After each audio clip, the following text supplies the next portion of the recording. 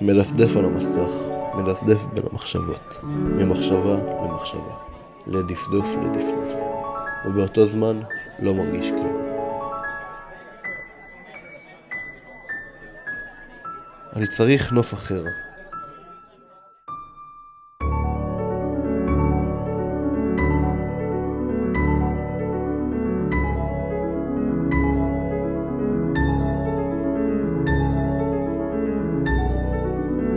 חופשי, נושם אווירה, עוצר ומעריך כל רגע.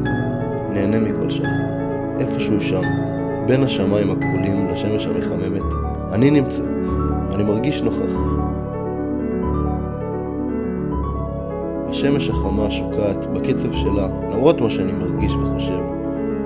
וזה מנחם אותי קצת. אני יודע שהרגע הזה לא יחזור, ואני אוכל להישאר בו לעוד קצת.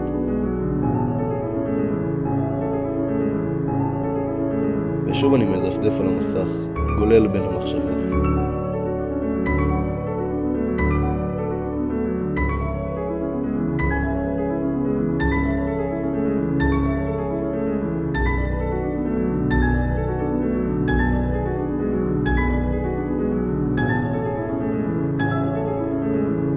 הכל צבעוני כל כך ואני.